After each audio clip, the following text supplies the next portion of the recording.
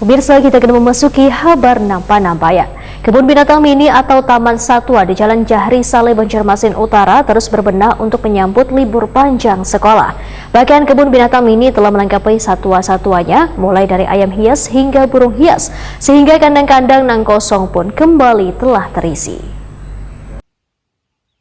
Kebun binatang mini atau Taman Satwa di Jalan Jahri Saleh, Banjarmasin Utara terus berbenah untuk menyambut libur panjang sekolah.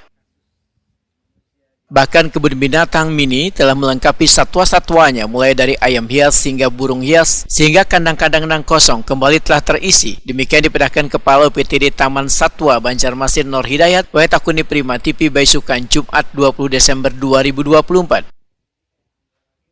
Menurut Nur Hidayat, selain ada penambahan satwa, dinasnya juga menukar mesin tatas nang sudah mulai dipungsikan gasan unggas nang handak bahintalu. Kehadiran mesin ini bisa dimanfaatkan gasan belajar wan berbagai pengetahuan lawan bubuhan kakanakan sekolah nang biasanya melakukan kunjungan ke Taman Satwa ini.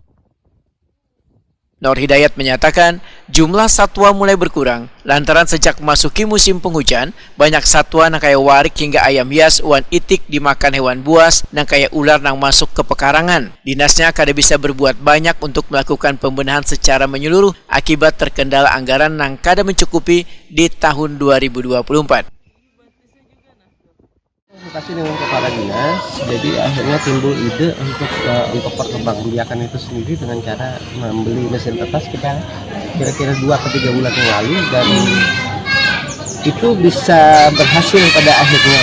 Jadi ayam dan itu semuanya kita berhasil. Berarti sudah dioperasionalkan, Pak?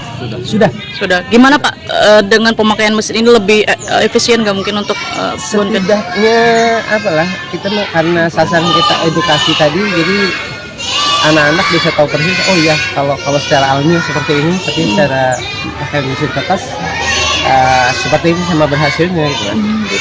Cuman tingkat keberhasilan kita kemarin sekitar mungkin 40%-an ya yang menetas. Gitu ya, Pak, ya, kalau pakai mesin itu. Karena telurnya itu sendiri kita beli dari peternak. Jadi kita pilah, kemudian kita tetaskan, dan alhamdulillah 40% capaian di luar ekspektasi kita sih sebenarnya.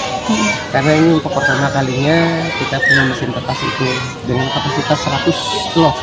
100 telur. Itu per apa itu, Pak? 100 telur itu, Pak, per hari atau per apa? Nah, itu kapasitas ruangnya. Yang ruangnya itu. Jadi kalau untuk hari ini tergantung dari telur itu sendiri. Artinya kalau ayam taruhlah sekitar 20 harian, itik mungkin lebih lama sedikit.